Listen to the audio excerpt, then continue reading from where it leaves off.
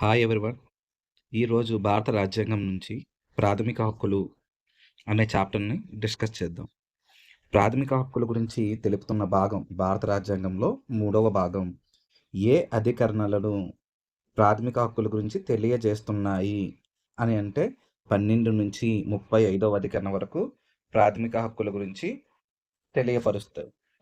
భారత రాజ్యాంగంలోని ఏ భాగాన్ని మాగ్నా కార్టా వంటిదిగా తెలుపుతారు అంటే ప్రాథమిక హక్కుల భాగాన్ని భారత రాజ్యాంగానికి మాగ్నా కార్టా వంటిదిగా పేర్కొంటారు.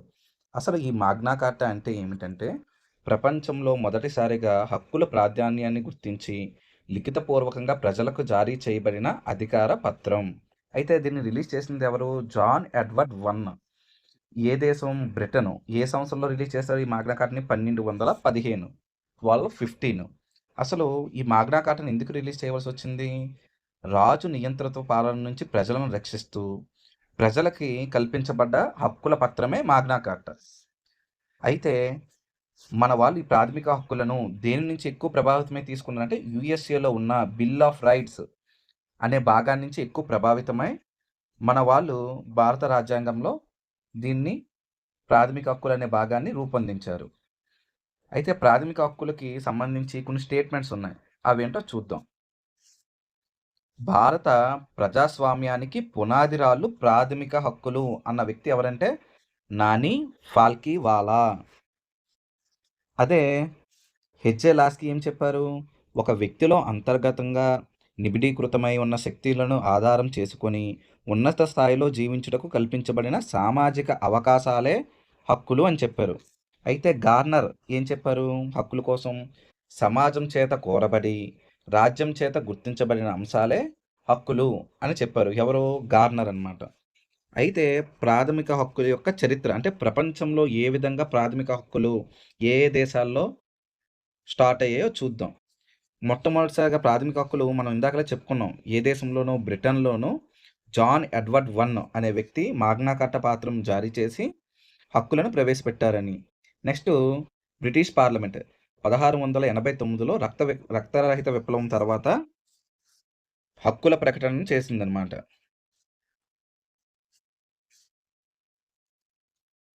నెక్స్ట్ 1776లో అమెరికా స్వాతంత్రం తర్వాత వాళ్ళు హక్కులకు సంబంధించిన విధి విధానాలు రూపొందించుకున్నారు.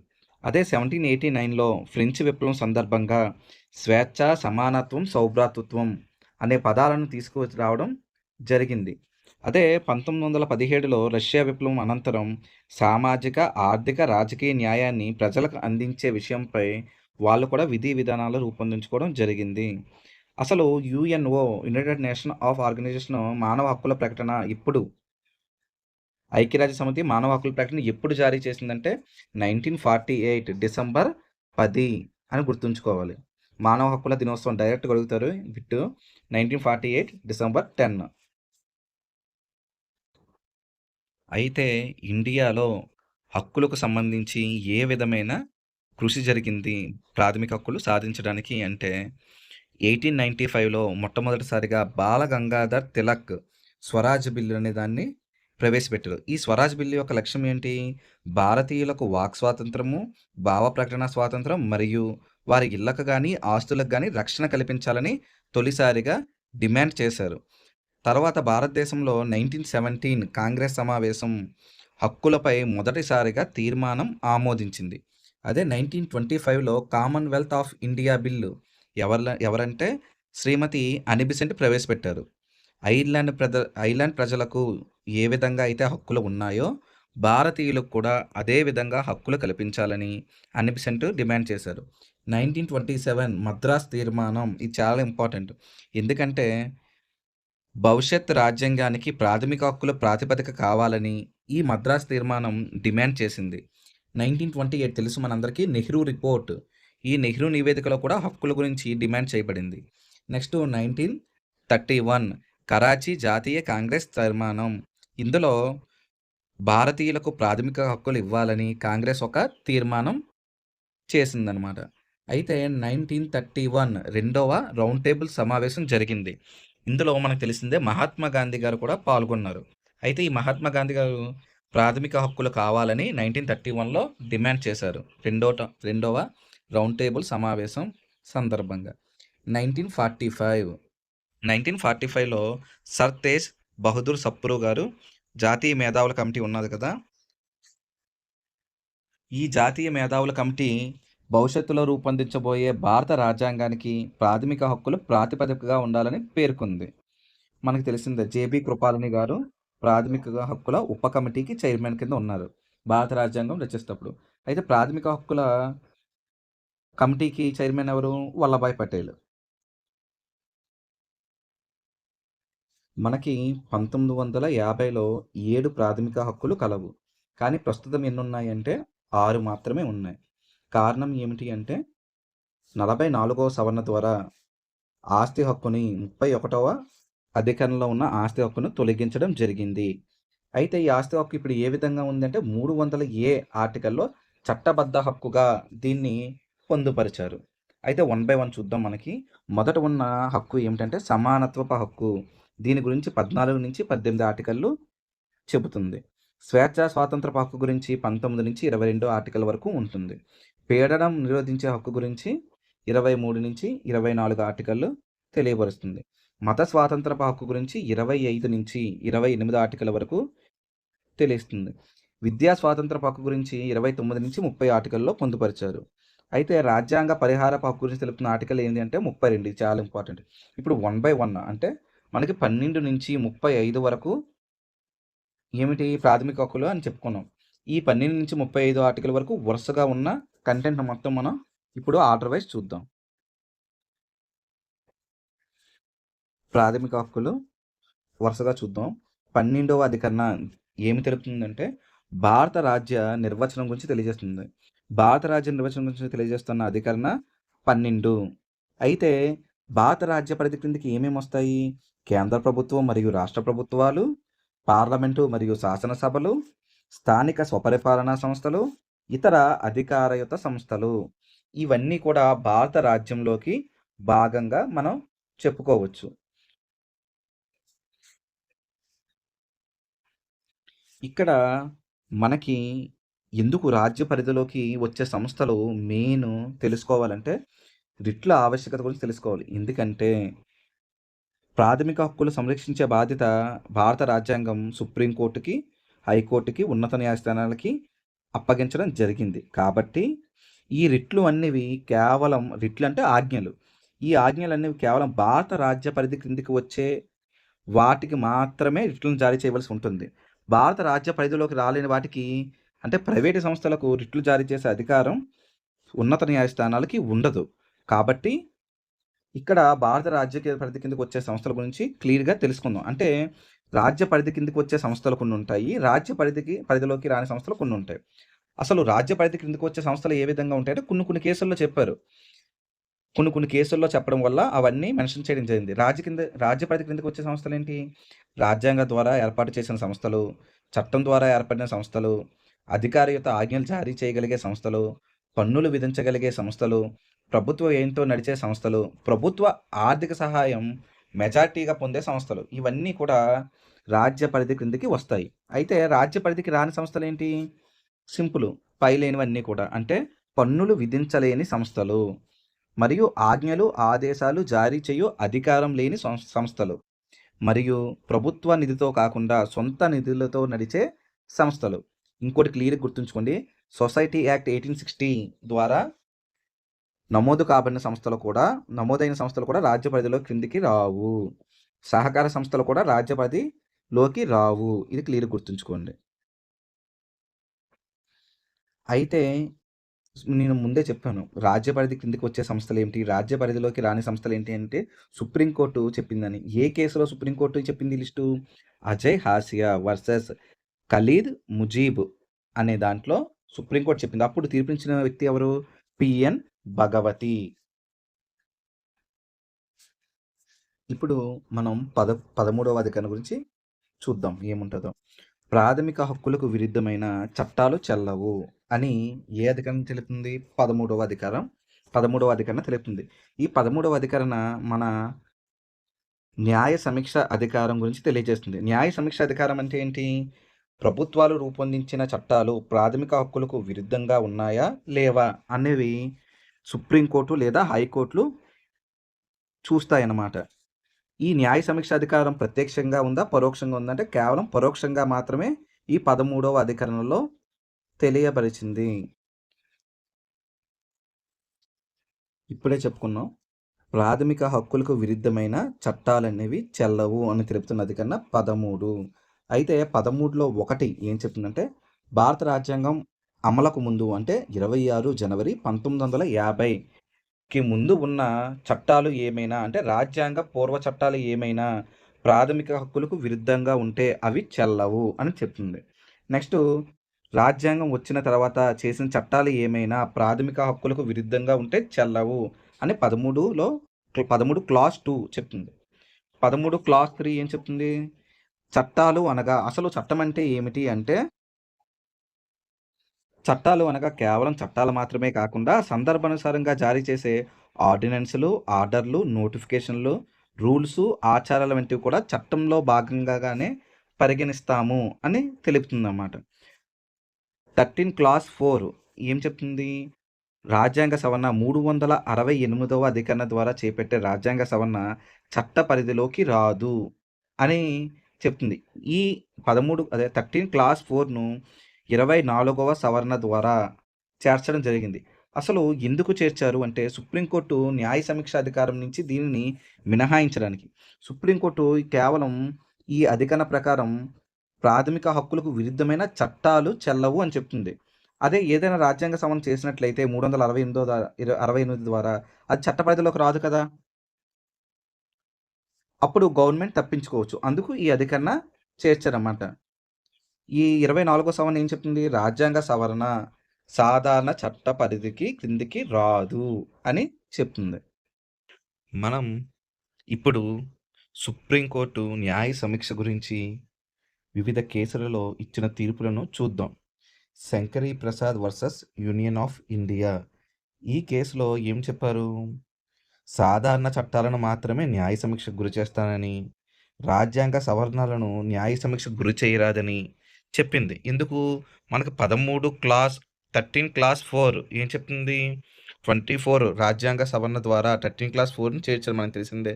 సాధారణ చట్టాలను మాత్రమే న్యాయ సమీక్ష చేస్తాను, రాజ్యాంగ సవరణలను న్యాయ సమీక్ష చేయడానికి అవకాశం లేదు అని చెప్తుంది కదా! ఆ ఆర్టికల్ని బేస్ చేసుకొని ఈ తీర్పు ఇవ్వడం జరుగుతుందన్నమాట. Next, Sajjan Singh versus state of Rajasthan. ఇది 1965లో జరిగింది. ఇందులో ఏం చెప్పారు?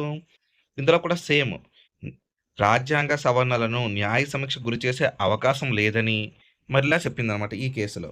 అయితే వెరీ ఇంపార్టెంట్, ఈ 1967లో గోలక్నాథ్ అనే కేసు వచ్చింది. ఈ 1967లో గోలక్నాథ్ కేసు ఏం చెప్తుంది? మనకి సాధారణ చట్టాలను మాత్రమే కాదు, రాజ్యాంగ సవరణలను కూడా న్యాయ సమీక్ష చేస్తానని ఒక డిఫరెంట్ తీర్పు ఇచ్చింది. ఈ మొదటి 2 కేసులు ఏం చెప్పాయి? రాజ్యాంగ సవరణ న్యాయ సమీక్ష చేయడానికి వీలు అవ్వదని చెప్పింది. కానీ 1967లో గోలక్నాథ్ కేసులో ఒక చారిత్రాత్మక తీర్పు అనేది వెలువరించడం జరిగింది.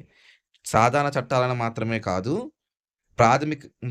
రాజ్యాంగ సవరణలు కూడా న్యాయ సమీక్షకు గురి చేస్తానని చెప్పింది. ప్రాథమిక హక్కులు సవరించే అధికారం పార్లమెంటుకి లేదు కనుక ప్రాథమిక హక్కులకు విరుద్ధమైన రాజ్యాంగ సవరణలు ఏమైనా చేస్తే వాటిని కూడా న్యాయ సమీక్ష చేస్తాను అని 1967లో గోలక్నాథ్ కేసులో తీర్పు చెప్పింది. ఇది చాలా important. Next case 1973 Kesavananda Bharati case.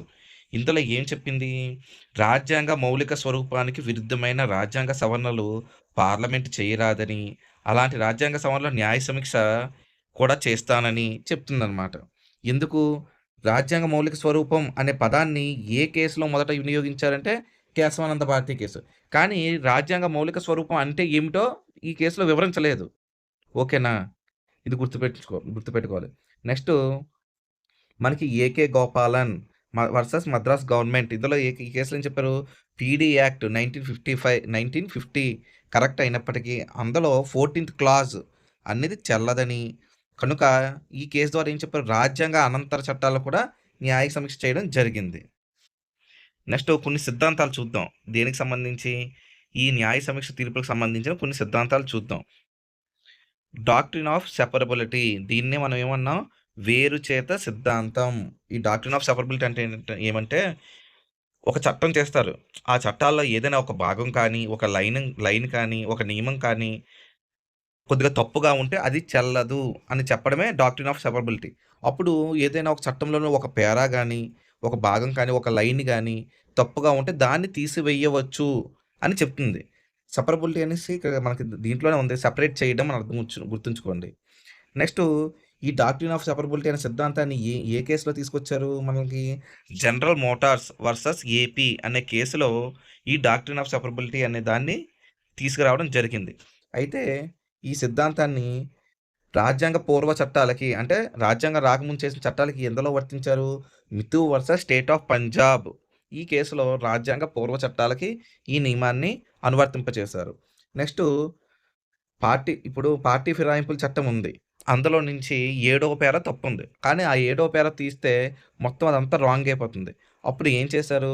ఏదైనా ఒక భాగం కానీ, నియమం కానీ తీయడానికి అవ్వకపోతే మొత్తాన్ని చట్టాన్నే కొట్టివేయవచ్చని ఏ కేసులో చెప్పారంటే కిహోటు వర్సస్ జాచీలు అనే కేసులో చెప్పారనమాట. నెక్స్ట్ సిద్ధాంతం డాక్ట్రిన్ ఆఫ్ ఎక్లిప్స్. దీన్నే మనం గ్రహణ సిద్ధాంతం అని అన్నారు. ఈ గ్రహణ సిద్ధాంతం అంటే ఏమిటంటే సపోజ్ మనకి స్వతంత్రం రాకముందు కొన్ని చట్టాలున్నాయి. స్వతంత్రం రాకముందు కనుకంటే కూడా రాజ్యాంగం రాకముందు. రాజ్యాంగం మనం రూపొందించక ముందు కొన్ని చట్టాలు ఏమైనా ప్రస్తుతం అమలులో లేకపోయినప్పటికీ వాటి యొక్క అవసరాన్ని, ప్రాధాన్యతను గుర్తించి ప్రభుత్వాలు వాటిని అమలు చెయ్యవచ్చు అని చెప్పిందేంటంటే డా డాక్ట్రిన్ ఆఫ్ ఎక్లిప్స్ అనే సిద్ధాంతంలో. ఇది ఏ కేసులో చెప్పారు ఇలాగా అనువర్తింపజేయొచ్చని పాత చట్టాలని? Bikaji Narayan versus state of MP అనే కేసులో దీన్ని చెప్పారు. అయితే ఇవి రాజ్యాంగ పూర్వ చట్టాలకు అనువర్తింపజేసింది ఏ కేసులో? Deep Chand versus UP. అయితే రాజ్యాంగ అనంతర చట్టాలకి ఎందులో వర్తింపజేశారు? Shri Ambika mills versus Gujarat. ఈ కేసులో రాజ్యాంగ అనంతర చట్టాలకు కూడా డాక్ట్రిన్ ఆఫ్ ఎక్లిప్స్ అనే సిద్ధాంతాన్ని అనువర్తింపజేశారు. నెక్స్ట్ ఇంకో సిద్ధాంతం. దీన్నే డాక్ట్రిన్ ఆఫ్ వేవర్ అంటే హక్కులను వదులుకోవడం. ఇప్పుడు రాజ్యాంగం మనకి ఒక 6 హక్కులు ప్రస్తుతం 6 హక్కులు ఇచ్చింది. ప్రాథమిక హక్కులు. ఎవ్వరూ కూడా అంటే భారత పౌరుడు ఎవ్వరూ కూడా ఈ హక్కులను వదులుకోవడానికి వీలు లేదు అని చెప్పే సిద్ధాంతమే డాక్ట్రిన్ ఆఫ్ వేవర్. అయితే ఇది ఏ కేసులో ఈ సిద్ధాంతం చెప్పింది? బేహారం వర్సస్ స్టేట్ ఆఫ్ బాంబే అనే కేసులో దీని గురించి చెప్పింది. Next article 14. ఆర్టికల్ 14 ఏం చెప్తుంది? చట్టం ముందు అందరూ సమానులే అని చెప్తుంది. ఈ చట్టం ముందు అందరూ సమానులని చెప్తున్న ఆర్టికల్ 14. అంటే ఇందులో కొద్దిగా చూద్దాం. కుల, మత, వర్గ, వర్ణ, స్త్రీ, పురుష తేడాల ఆధారంగా చట్టం ఏ వ్యక్తికి కూడా సమానత్వాన్ని నిరాకరింపరాదు. ఎందుకంటే చట్టం ముందు అందరూ సమానులే అని చెప్తుంది. అయితే ఈ చట్టం ముందు అందరూ సమానులే అనే భావన మన దేశం ఎక్కడి నుంచి తీసుకుంది? బ్రిటన్ నుంచి తీసుకుంది. ఓకేనా? నెక్స్ట్ ఇక్కడ గుర్తుంచుకోండి. చట్టం ముందు అందరూ సమానులే అనే భావన బ్రిటన్ నుంచి తీసుకున్నట్లయితే చట్టం చేత సమాన రక్షణ అనే భావన యూఎస్ఏ అమెరికా నుంచి తీసుకుంది. ఓకేనా?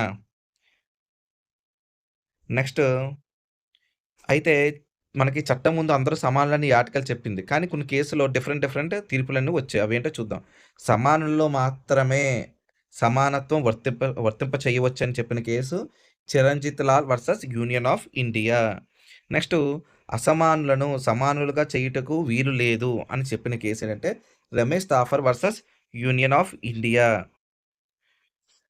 నెక్స్ట్ సమానులుగా భిన్నమైన వారిని భిన్నమైన వారిగా గుర్తించాలని చెప్పిన కేసు ఏంటంటే అత్యాన పిచారి వర్సెస్ జార్ఖండ్. ఇది ఒక అసోసియేషను. అత్యాన పిచారి బార్స్ ఛాత్ర సంఘ్ వర్సెస్ జార్ఖండ్. ఈ కేసులో భిన్నమైన వారిని భిన్నమైన వారిగా సమానులను సమానాలుగా వర్తింప చేయాలని చెప్పింది. నెక్స్ట్ మనకి చాలా ఇంపార్టెంట్ కేసు ఏదంటే Shayara Bano versus union of India. మనకి ముస్లింలో మనకు తెలుసు ట్రిపుల్ తలాక్ అనేది ఉంటుందన్నమాట. అంటే 3 సార్లు తలాక్ అని చెప్తే వాళ్ళకి విడాకులు ఇచ్చేయొచ్చు అన్నమాట. ఆ రోజు నుంచి విడిపోవచ్చని. ఇలాంటిది తక్షణ తలాక్ అన్నది చెల్లదు అని చెప్పిన కేసు ఏదంటే షైరా బాను కేసు. ఇది మనం బాగా గుర్తుంచుకోవాలి. తక్షణ తలాక్ అనేది చెల్లదు అని చెప్పిన case Shayara Bano versus union of India. అయితే మనకి 14వ అధికరణ ఏం చెప్తుంది? 14 అందరూ సమానులే. చట్టం ముందు అందరూ సమానులే అని చెప్తుంది. కానీ దీనికి కొన్ని మినహాయింపులున్నాయి. అంటే కొంతమంది మాత్రం మినహాయించడం జరిగింది. చట్టం ముందు అందరూ సమానులన్న భావన నుంచి. వాళ్ళెవరు? రాయబారులు, దౌత్యవేత్తలు, విదేశీ ప్రతినిధులు, మళ్ళీ యుఎన్ఓ సిబ్బంది, ఐక్యరాజ్య సిబ్బందికి 361 అధికరణ ప్రకారం రాష్ట్రపతి మరియు గవర్నర్లకు.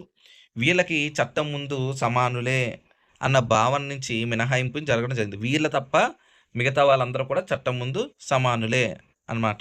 మనకి ఇక వెరీ ఇంపార్టెంట్ క్వశ్చన్ అంటే రాష్ట్రపతి, గవర్నర్లకు చట్టం ముందు సమానత్వం నుంచి మినహాయింపు కలిపిన ఆర్టికల్ ఏది అంటే 361 అని గుర్తుపెట్టుకోవాలి. నెక్స్ట్ 15వ అధికరణ చట్టం ఏ వ్యక్తి పట్ల కూడా వివక్షత చూపరాదు. మనం 14వ అధికరణ ఏం చెప్పుకున్నాం? చట్టం ముందు అందరూ సమానులు అని చెప్పుకున్నాం. 15వ అధికరణ ఏంటి? చట్టం ఏ వ్యక్తికి పట్ల వివక్షత చూపకూడదన్నమాట.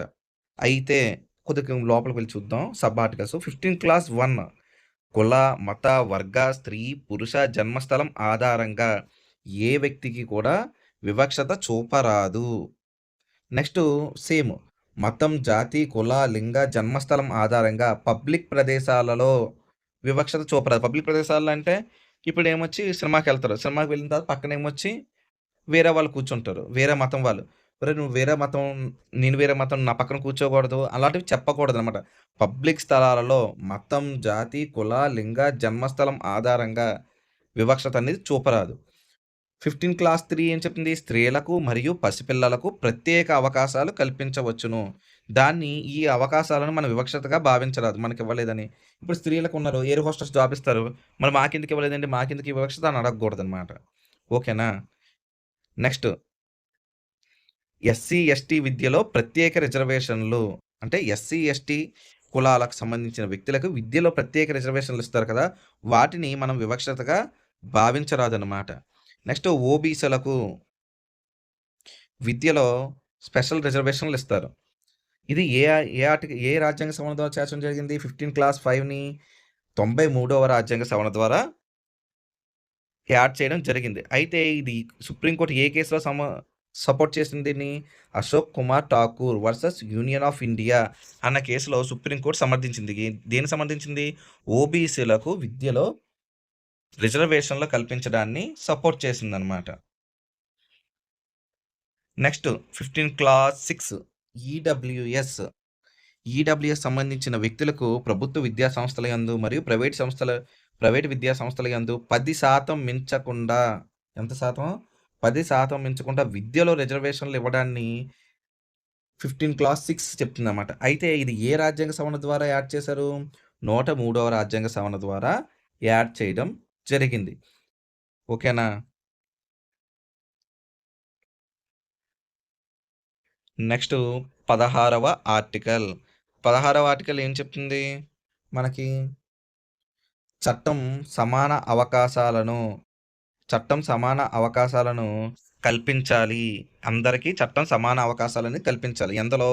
ఉద్యోగాలలో, ప్రభుత్వ ఉద్యోగాలలో సమాన అవకాశాలు కల్పించాలి. 16 క్లాస్ 1 ఏం చెప్తుంది? ప్రభుత్వ ఉద్యోగాలలో సమాన అవకాశాలు అందరికీ కల్పించాలి అని చెప్తుంది. 16 క్లాస్ 2 ఏం చెప్తుంది? కుల, మత, వర్గ, వర్ణ, స్త్రీ, పురుష జన్మస్థలం ఆధారంగా అవకాశాలనేవి నిరాకరింపరాదు అని చెప్తుంది. 16 క్లాస్ 3 ఏం చెప్తుంది?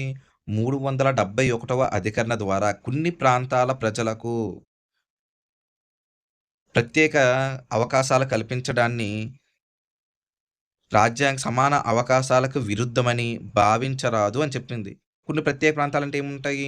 షెడ్యూల్ ప్రాంతాలు కావచ్చు, కేంద్రపాలిత ప్రాంతాలు కావచ్చు, జమ్మూ కాశ్మీర్‌లోనే కావచ్చు. 371 అధికరణ ప్రకారం కొన్ని రాష్ట్రాలు ఉంటాయి మనకి. ఆ రాష్ట్రాల్లో ప్రజలకు కావచ్చు. నెక్స్ట్ 16(4) 16 క్లాస్ 4 ఏం చెప్తుంది?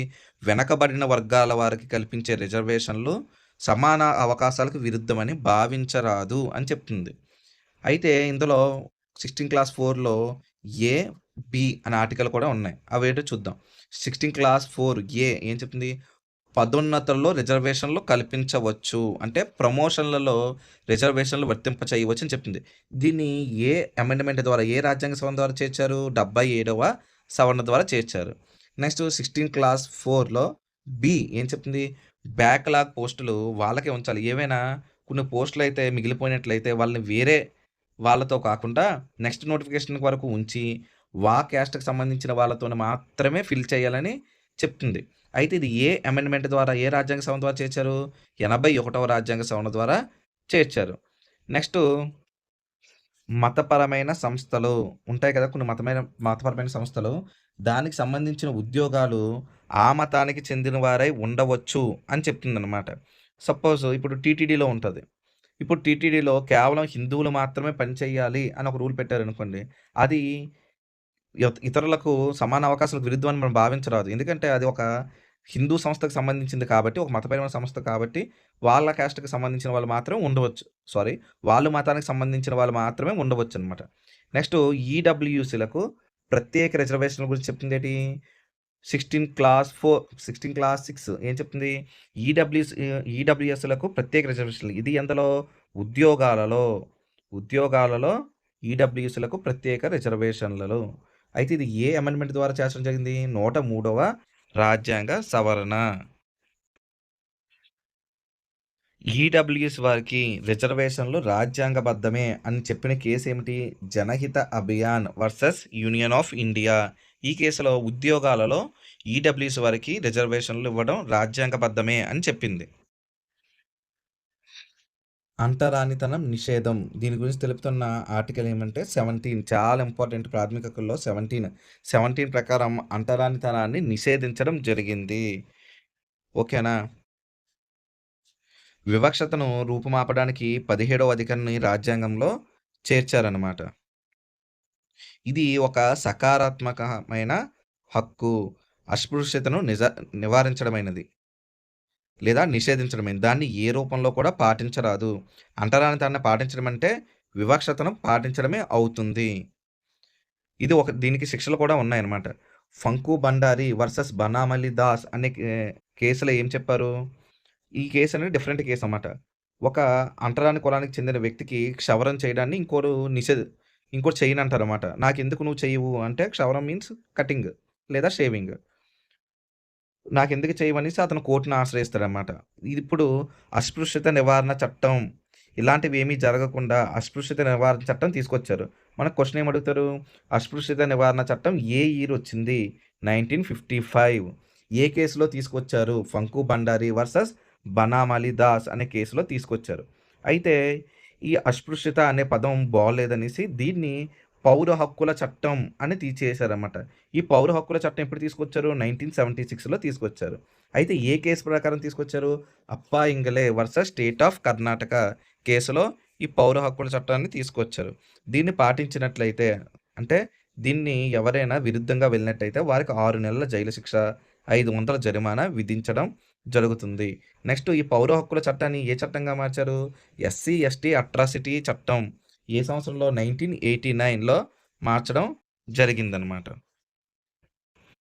ఈ ఎస్సీ, ఎస్టీ అట్రాసిటీ చట్టం 1918 ద్వారా ఎవరైనా శిక్షించబడినట్లయితే వాళ్ళు ఎన్నికకు అనర్హులుగా కాబడతారు. అంటే ఏ ఎన్నికల్లో పోటీ చేయడానికి వాళ్ళకి అవకాశం కల్పించబడదు.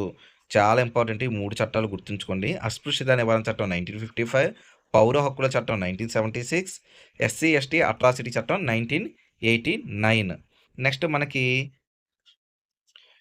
ఆర్టికల్ 18 దేని గురించి చెప్తుంది? బిరుదుల రద్దు గురించి చెప్తుంది.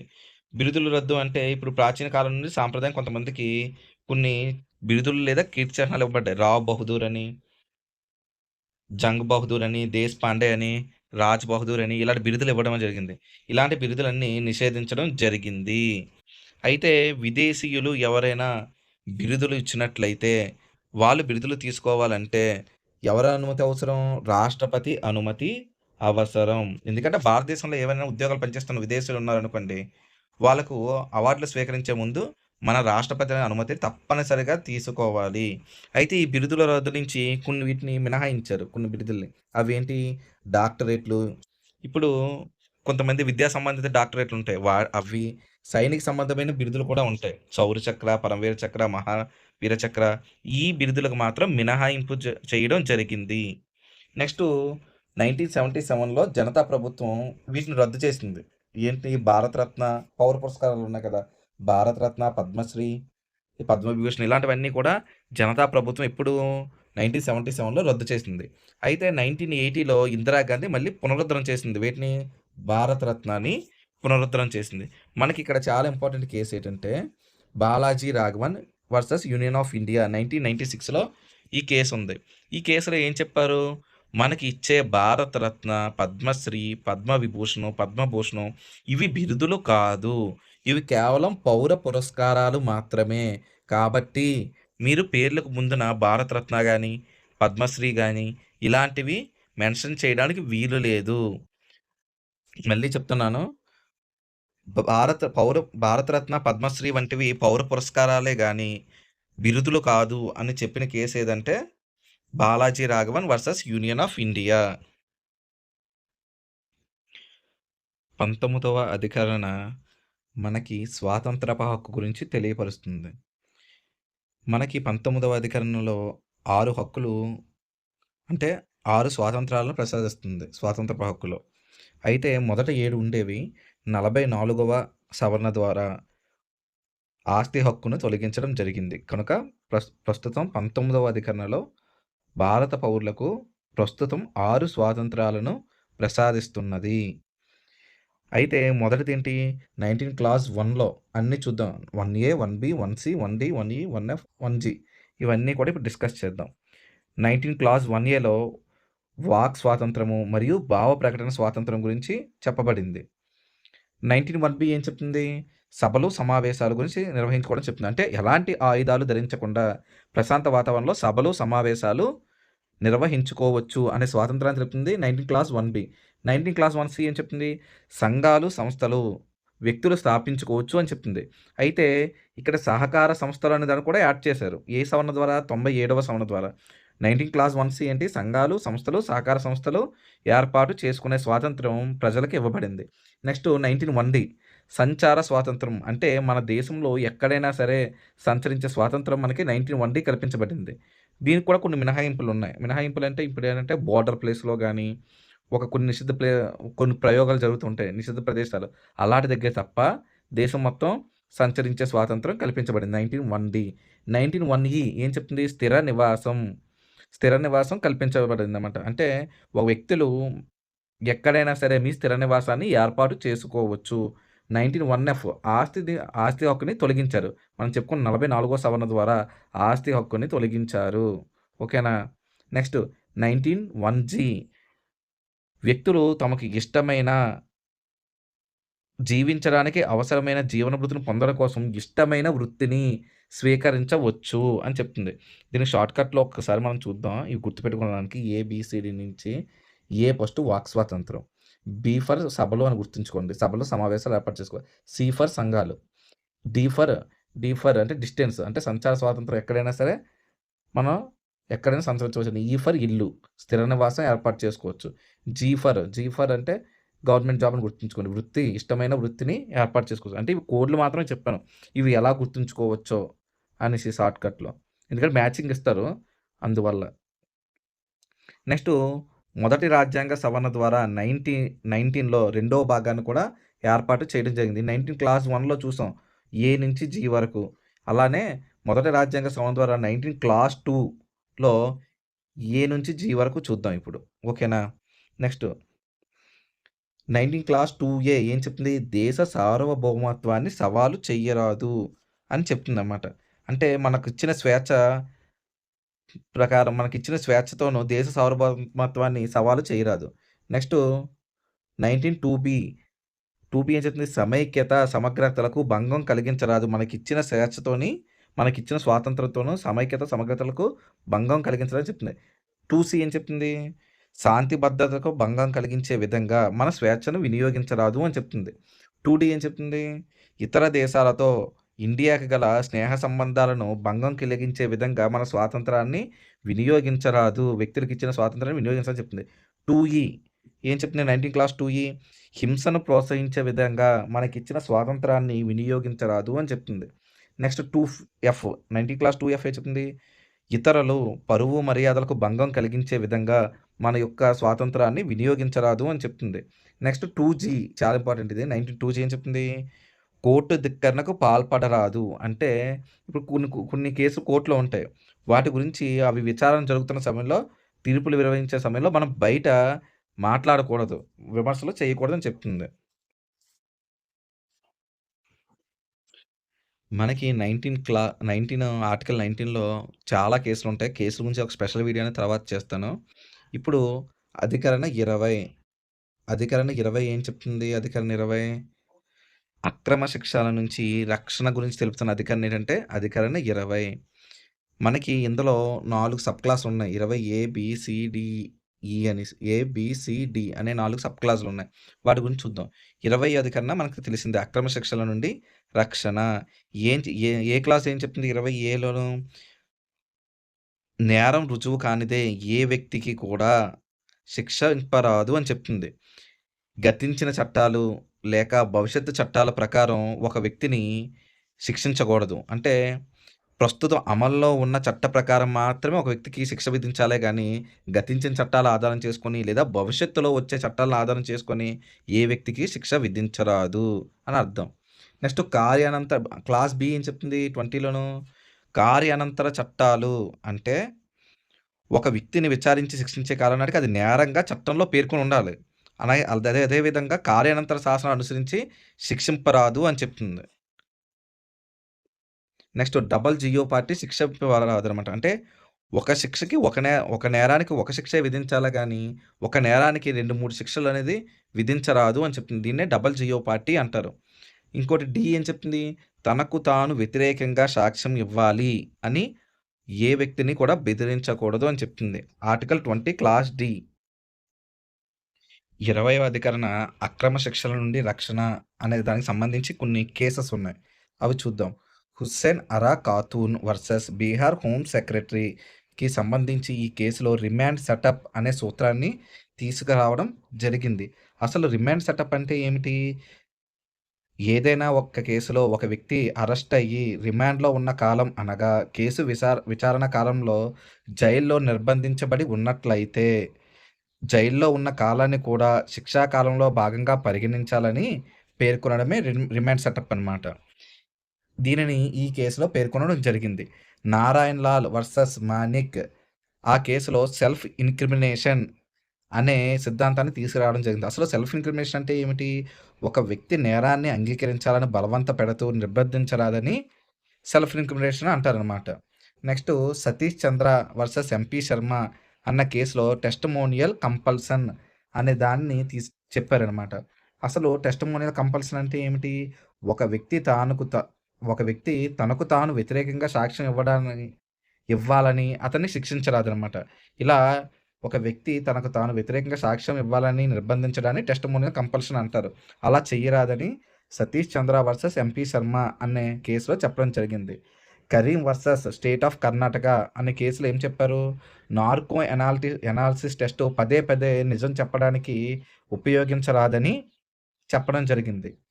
నెక్స్ట్ కతికాలు వర్సెస్ బాంబే అనే వ్యాజ్యంలో స్వచ్ఛందంగా చెప్పిన సాక్ష్యం మాత్రమే సాక్ష్యంగా పరిగణించాలని, బలవంత పెడుతూ తెచ్చిన సాక్ష్యాన్ని సాక్ష్యంగా పరిగణించరాదని చెప్పిందనమాట. 21వ అధికరణ దేనికోసం చెప్తుంది? జీవించే హక్కు కోసం చెప్తుంది. ఒక వ్యక్తి యొక్క స్వేచ్ఛకు మరియు ప్రాణహాని తలపెట్టరాదు. ఏ విధంగా? చట్టంచే నిర్ధారించబడిన పద్ధతిలో తప్ప మరే విధంగానూ ఒక వ్యక్తి యొక్క స్వేచ్ఛకు మరియు ప్రాణానికి హాని తలపెట్టరాదు. ఇలా చట్టంచే నిర్ధారించబడిన పద్ధతి ఏంటి? జపాన్ నుంచి తీసుకున్నాం మనం. ఫర్ ఎగ్జాంపుల్ ఎవరైనా ఒక వ్యక్తికి ఉరిశిక్ష విధించినట్లయితే అది చట్టం ప్రకారం మాత్రమే ఉరిశిక్ష విధించాలి తప్ప మరే ఏ ఇతర వాటి వల్ల ఉరిశిక్ష అమలు చెయ్యకూడదు. ఇప్పుడు ఇలా ఉరిశిక్ష విధిస్తారు కదా! ఇలాంటి వాటిని ఉరిశిక్ష ద్వారా మరణశిక్ష విధిస్తే దాన్ని రేరెస్ట్ ఆఫ్ ది రేర్ కేస్‌గా తీసుకోవాలని 'Kehar Singh versus union of India' అనే కేసులో చెప్పడం జరిగింది. ఈ 21 జీవించే హక్కు చాలా ఇంపార్టెంట్. ఇది ఎందుకంటే జాతీయ అత్యవసర పరిస్థితిలో కూడా దీన్ని రద్దు చేయడానికి వీలు లేదు. నెక్స్ట్ ఆత్మహత్యకు సంబంధించి కొన్ని కేసెస్ ఉన్నాయి. అవి చూద్దాం. స్వచ్ఛందంగా ఆత్మహత్య చేసుకోవడం కూడా ప్రాథమిక హక్కుగా గుర్తించాలని ఏ కేసులో చెప్పింది? పి. రతినాం వర్సెస్ మహారాష్ట్ర కేసులో చెప్పడం జరిగింది. కానీ ఇది చాలా రాంగ్ కదా! ఆ విషయమై తర్వాత జ్ఞానకోర్ వర్సెస్ పంజాబ్ అనే కేసులో ఒక వ్యక్తి స్వచ్ఛందంగా మరణించడం అంటే ఆత్మహత్య చేసుకోవడం లాంటివి చెయ్యకూడదు అనేసి జ్ఞానకౌర్ వర్సెస్ పంజాబ్ కేసులో చెప్పడం జరిగింది. అయితే కొన్ని సందర్భాలలో కారుణ్య మరణానికి అనుమతిస్తుంది. అది ఏ సందర్భాల్లో ఒక వ్యక్తి దీర్ఘకాలికంగా అనారోగ్యంగా ఉంటే 20 ఇయర్స్ కలిగిన 20 ఏళ్ల అనుభవం ఉన్న మెడికల్ బోర్డు అనుమతి ఇవ్వవచ్చునన్నమాట. దీనికి 5 సభ్యుల ధర్మాసనం తీర్పు కూడా ఉంటుంది. అయితే ఇది ప్రత్యక్ష కారుణ్యానికి అవకాశం ఉండదు. పరోక్ష కారుణ్యానికి అవకాశం ఉంటుందన్నమాట. ఇది common cause versus union of India కేసులో చెప్పబడింది.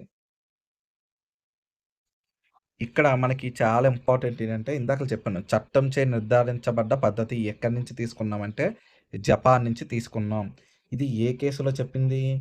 ఏకే గోపాలన్ వర్సెస్ పంజాబ్ అనే కేసులో చెప్పడం జరిగింది. మన డైరెక్ట్ క్వెషన్ అడుగుతారు. చట్టంచే నిర్ధారించబడ్డ పద్ధతి ఏ కేసులో ఇవ్వబడింది? AK Gopalan versus Punjab. అదే శాసన ప్రక్రియ అనుసరించి అనే పదం ఏ కేసులో వాడారు? Maneka Gandhi versus union of India. ఇది కూడా చాలా ఇంపార్టెంట్ అయిన కేసు. ఎందుకంటే ఇందులో ప్రాథమిక హక్కులను విస్తరించింది. 6 హక్కులు ఉన్నప్పటికీ అంతర్గతంగా 21 ప్రాథమిక హక్కులు ఉన్నాయని ఏ కేసులో చెప్పడం జరిగింది? Maneka Gandhi versus union of India కేసులో చెప్పడం జరిగింది. నెక్స్ట్ 21 క్యాపిటల్ ఏ ఆర్టికల్ దేనికోసం చెప్తుంది? ప్రాథమిక విద్యను ప్రాథమిక హక్కుగా చేశారనమాట. అది దీనికోసం తెలుపుతున్న అధికరణ 21 క్యాపిటల్ ఏ. అయితే ఏ రాజ్యాంగ సవరణ ద్వారా ఇది చేర్చారు? 86వ రాజ్యాంగ సవరణ ద్వారా దీన్ని చేర్చడం జరిగింది. 6 నుంచి 14 సంవత్సరాల విద్యార్థులకు ప్రాథమిక విద్య ప్రాథమిక హక్కుగా ఇవ్వబడింది. నెక్స్ట్ నిర్బంధ నివారక చట్టం. నిర్బంధ నివారక చట్టం అక్రమంగా ఏ వ్యక్తిని కూడా నిర్బంధించకూడదు అని తెలుపుతున్న ఆర్టికల్ ఏమిటంటే 22. ఇందులో clause A, clause B, clause C, clause D ఉన్నాయి. వాటి గురించి చూద్దాం. క్లాస్ ఏ ఏంటి? 22లో ఏ చట్టాన్ని అతిక్రమించకుండా ఏ వ్యక్తిని అరెస్టు చెయ్యరాదు. క్లాస్ బి ఏం చెప్తుంది? అరెస్ట్ గావించబడిన వ్యక్తిని 24 గంటల్లోన సమీపంలో ఉన్న కోర్టుకు హాజరుపరచాలి. అయితే ప్రయాణ సమయాన్ని ఇందులో మినహాయించవచ్చు. అరెస్టుకు గల కారణాలను వ్యక్తికి తెలపాలి. ఇది 22 క్లాస్ సి. 22లో క్లాస్ డి ఏంటి? ఆ వ్యక్తికి తన గురించి తాను వాదించుకునే అవకాశం కల్పించాలి లేదా న్యాయవాదిని సంప్రదించవచ్చు. ఇక్కడ మనకి అరెస్టులు 2 రకాలు ఉంటాయి. ఒకటి ప్యూనిటివ్ డిటెన్షన్, రెండోది ప్రివెంటివ్ డిటెన్షన్. ప్యూనిటివ్ డిటెన్షన్ అంటే ఏమిటి?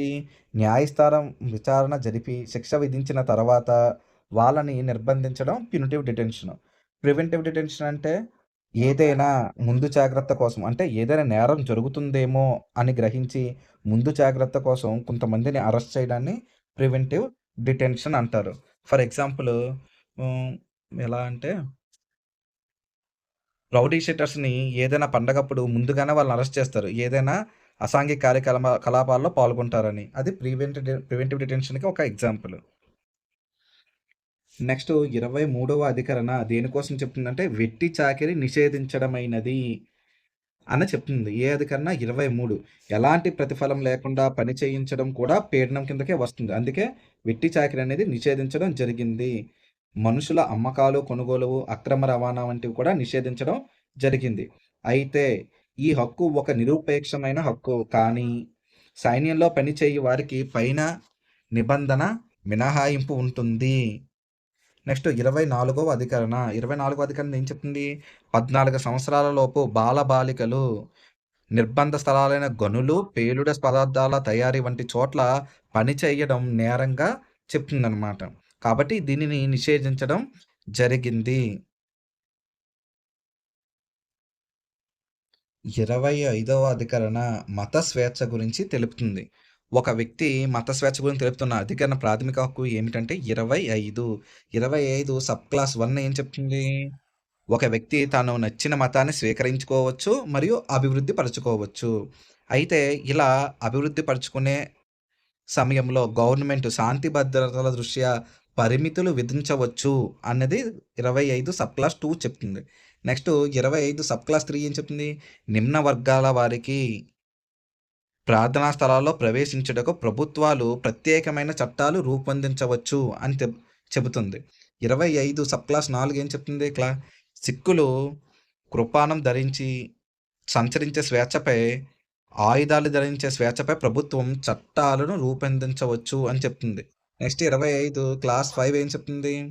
హిందువులంటే కేవలం హిందువులు మాత్రమే కాకుండా సిక్కులు, జైనులు, బౌద్ధులు కూడా హిందువులుగానే పరిగణించబడతారని 25 క్లాస్ 5 చెప్తుంది.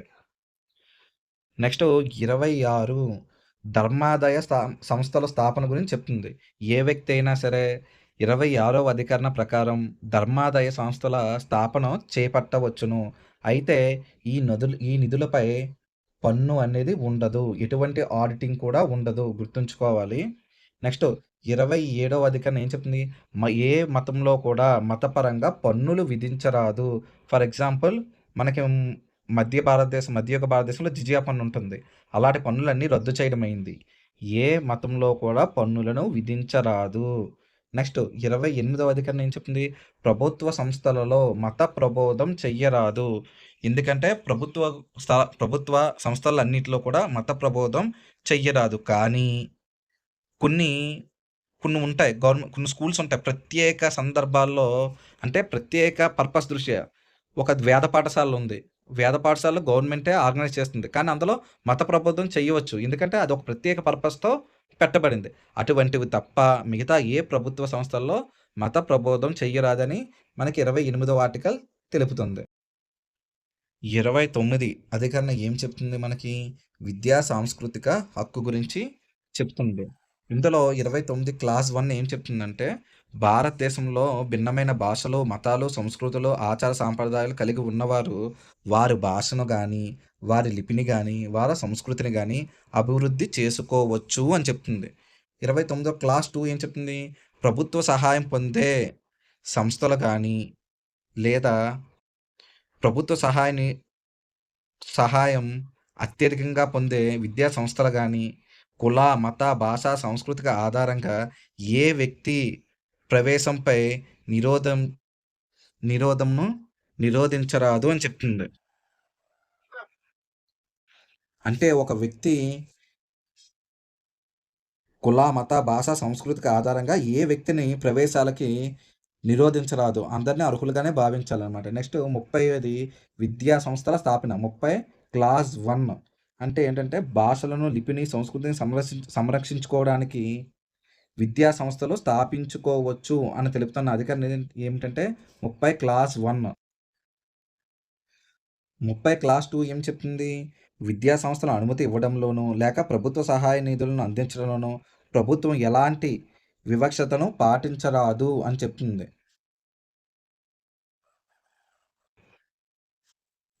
నెక్స్ట్ చాలా ఇంపార్టెంట్ అయిన ఆర్టికల్ 32. దీన్నే రాజ్యాంగ పరిహారపు హక్కు అని అంటారనమాట. పౌరులు ఎవరైనాను తమ హక్కులకు భంగం కలిగించినప్పుడు లేదా భంగం కలిగినప్పుడు ప్రాథమిక హక్కుల అమలు కోసం ఉన్నత న్యాయస్థానమైన సుప్రీంకోర్టు మరియు హైకోర్టును సంప్రదించవచ్చు అని తెలుపుతున్న ఆర్టికల్ 32 క్లాస్ 1. అయితే 32 క్లాస్ 2 ద్వారా సుప్రీంకోర్టు మరియు హైకోర్టు రిట్స్‌ను జారీ చేస్తాయి. ఆజ్ఞలు జారీ చేస్తాయి. సుప్రీంకోర్టు 32వ అధికరణ ప్రకారం, హైకోర్టు 226వ అధికరణ ప్రకారం ఈ రిట్స్‌ను జారీ చేస్తాయి. అయితే ఈ రిట్స్‌ను జారీ చేసేటప్పుడు ఈ అధికారంపై పరిమితులు విధించే అధికారం పార్లమెంటుకు ఉంటుంది అని తెలుపుతున్న ఆర్టికల్ 32 క్లాస్ 3. అయితే 32 క్లాస్ 4 ఏం చెప్తుంది? చట్టబద్ధంగా తప్ప మరే విధంగాను పరిమితులు విధించే అధికారం పార్లమెంటుకు లేదు అని చెప్తుందనమాట. అయితే ఈ రిట్స్ మన భారత రాజ్యాంగం ఎక్కడి నుంచి తీసుకున్నది అంటే బ్రిటన్ నుంచి తీసుకుంది ఈ రిట్స్ అనే భావనని. నెక్స్ట్ ఇప్పుడు మనం చెప్పుకున్నాం 32వ అధికరణ ప్రకారం రిట్లు జారీ చేస్తుందని సుప్రీంకోర్టు. హైకోర్టు 226వ అధికరణ ప్రకారం రిట్లు జారీ చేస్తుంది. మనకి మెయిన్గా 5 రిట్లు ఉన్నాయి. అంటే 5 ఆజ్ఞలు ఉన్నాయి. అవి ఏంటి? Habeas corpus, mandamus, prohibition, certiorari, quo warranto. ఈ 5 రిట్లు ఉన్నాయన్నమాట. హెబియస్ కార్పస్ ఇప్పుడు జారీ చేస్తుంది కోర్ట్స్. ఈ హెబియస్ కార్పస్ అనేది కేవలం ప్రభుత్వ అధికారులకు మాత్రమే జారీ చేయబడుతుంది. ఎందుకు? ఇది బందీ ప్రత్యక్ష అంటారు హెబియస్ కార్పస్‌ని. అంటే ఒక వ్యక్తి యొక్క అరెస్టు చట్టబద్ధమా లేదా నిర్ణయించడానికి ఉన్నత న్యాయస్థానాలు ప్రభుత్వ అధికారులకు ఈ ఆజ్ఞను జారీ చేస్తుంది. దీని ప్రకారం అరెస్ట్ అయిన వ్యక్తిని 24 గంటల్లోనూ సమీప కోర్టుకి హాజరు పరచాలి మరియు కారణాలనేవి తెలపాలి. అయితే ఈ హెబియస్ కార్పస్ నుంచి మినహాయింపు కలిగిన వ్యక్తులు ఎవరు? ప్రెసిడెంటు, గవర్నరు, ప్రైవేట్ వ్యక్తులు, విదేశీయులు. Next mandamus. మాండమస్ అనేది కూడా ప్రభుత్వ అధికారులకు మాత్రమే జారీ చేస్తారు. అసలు మాండమస్ అంటే పరమాదేశం. ఇప్పుడు ఒక గవర్నమెంట్ అధికారి ఉన్నారు. ఒక గవర్నమెంట్ అధికారి పని చేయకుండా ఉన్నాడు నిర్లక్ష్యంగా. అప్పుడు నువ్వు సుప్రీం కోర్ట్‌ని గాని, హైకోర్ట్‌ని గాని ఆశ్రయిస్తావు. పలానా గవర్నమెంట్ అధికారి నాకు కావాల్సిన పని చేయట్లేదు.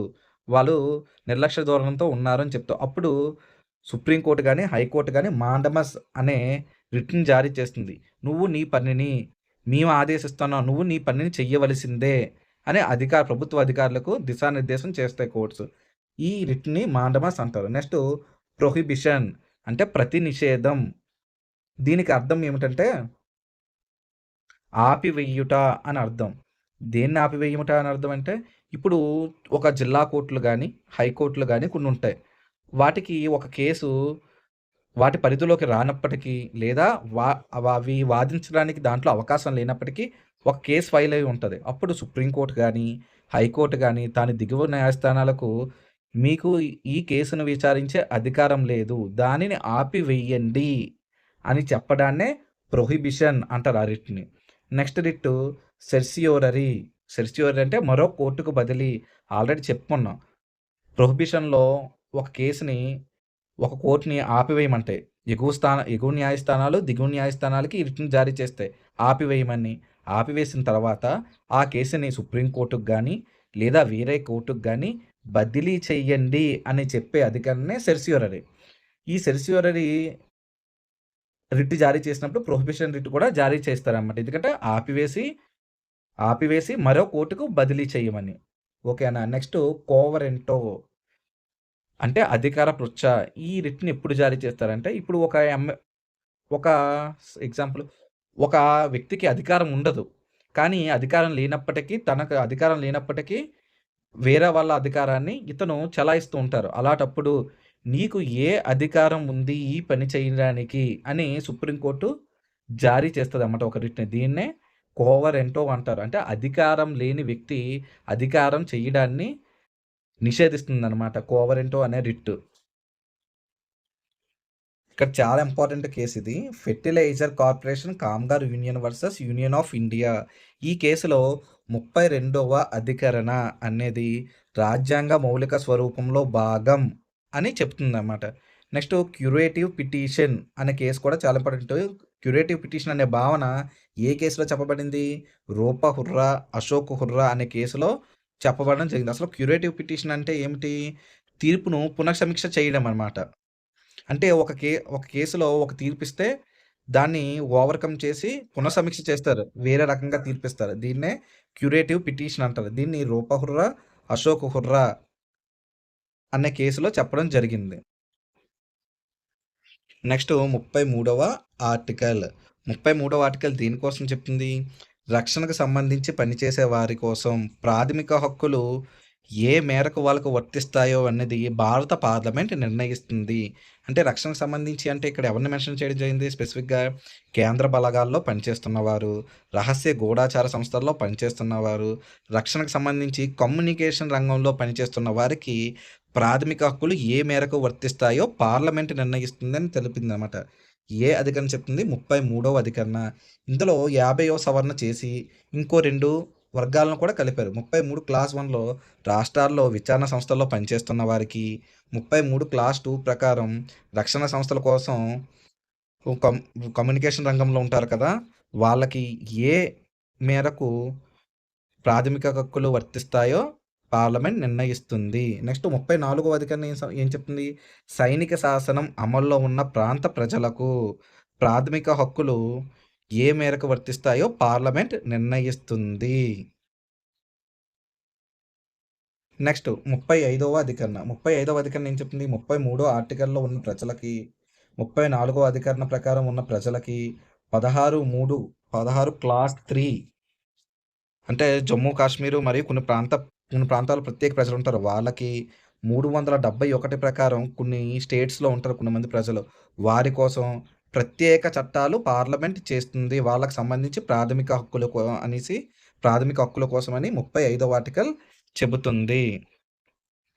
ఇక్కడ మనం ఒక 2 భావనలు అమికస్ క్యూరీ, లోకస్ స్టాండీ అనే 2 పదాల గురించి చూసుకుందాం. అమికస్ క్యూరీ అంటే కోర్టుకు స్నేహితుడు అని అర్థం. ఇతను ఎవరంటే ఒక బాధితుడున్నాడు.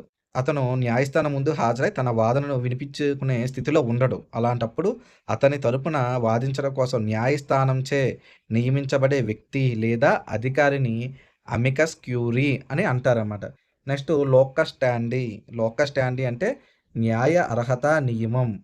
అంటే వ్యక్తుల యొక్క హక్కులకు భంగం కలిగిన సందర్భంలో కేవలం బాధితుడు మాత్రమే కాకుండా లేదా వాళ్ళ బంధువులు మాత్రమే కాకుండా ఇతర అనగా ఫస్ట్ పర్సన్, సెకండ్ పర్సన్ అంటే అతని బంధువు మాత్రమే కాకుండా థర్డ్ పర్సన్ అతనికి సంబంధించలేని వ్యక్తి కూడా న్యాయస్థానాలను సంప్రదించవచ్చు అతడి హక్కులు భంగం కలిగినప్పుడు అని తెలిపేదే లోకస్ స్టాండీ అని అర్థం అనమాట. నెక్స్ట్ ప్రాథమిక హక్కులు లక్షణాలు చూద్దాం కొన్ని. ఇవి సార్వత్రమైనవి కావు. అంటే దేశ ప్రజలందరికీ ఒకే విధంగా వర్తించవు.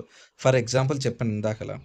సాయుధ బలగాలకు 19వ అధికరణంలో కొన్ని వర్తించవు. మరియు 34వ అధికరణంలో సైనిక శాసనం అమల్లో ఉన్న ప్రజలకు కూడా ప్రాథమిక హక్కులు పూర్తిగా వర్తించవు. మరియు 33వ అధికరణ ప్రకారం రక్షణ రంగాల్లో పనిచేస్తున్న వారికి కూడా పూర్తిగా ప్రాథమిక హక్కులని వర్తించవు. విదేశీయులకు 15, 16, 19, 29, 30 అనే అధికరణలు వర్తించవు. చాలాసార్లు ఈ క్వశ్చన్ అడిగారు. విదేశీయులకు ఏ హక్కులు వర్తించవు? ఏ ప్రాథమిక హక్కులు వర్తించవు అంటే 15, 16, 19, 29, 30.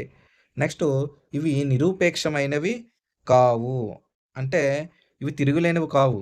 వీటి మీద పార్లమెంటు పరిమితులు అనేవి విధించవచ్చు.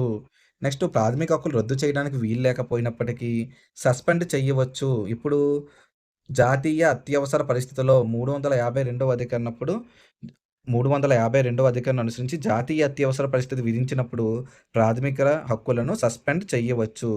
ప్రాథమిక హక్కులు మెయిన్ సవరించడానికి అవకాశం ఉన్నవి. 2/3 వంతు మెజార్టీతో ప్రాథమిక హక్కులను సవరించవచ్చు.